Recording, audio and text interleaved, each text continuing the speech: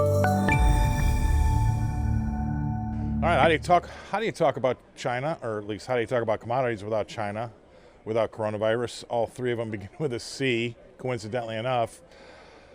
So let's talk about demand and demand destruction. Really, I mean, everybody got on one side of the boat with soybeans, really thinking that we're going to have this return to the good old days with the demand that we're going to see coming out of China, but at the same time, we've had this demand destruction from the coronavirus. So the toing and froing that you're going to continue to see in that. Now, there has been news that's come across the headlines as of today that has been a little bit more risk on, right? We might be able to get some sort of antidote or something soon that could kind of quell this thing, but you're going to have to still watch the day-to-day numbers, and if they start to exponentially rise, that's going to be demand destruction. So it's going to be volatile is the bottom line.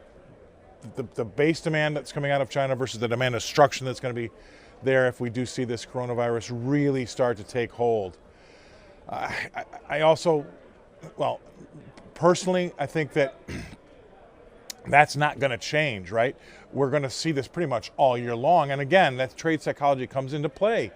You get too many people on one side of the boat, hey, we're all happy to get phase one done.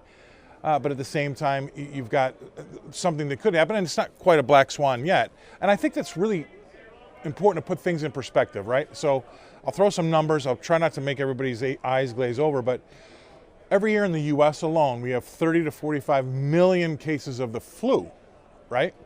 And of those 30 to 45 million, we have 150,000 to 800,000 of those cases hospitalized, right? They lead to hospitalization.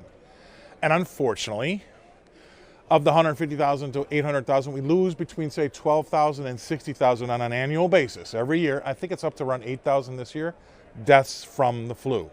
Now, you have to keep that in perspective, and perspective is always really important when you've got a problem like this and you kind of feel like you're feeling your way through a dark closet.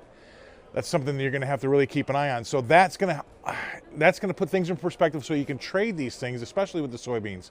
Now, if you're a technician, and a lot of times when you feel like you're kind of reaching around and you don't know what to look for, technicals actually are sometimes a help when you've got these things happening out there in the world, these geopolitical viruses or geopolitical issues, right?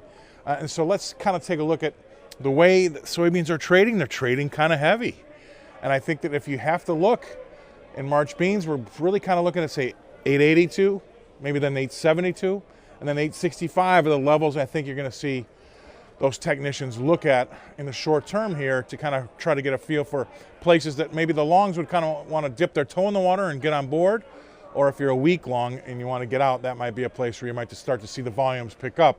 Because again, all those technicians are watching the same levels.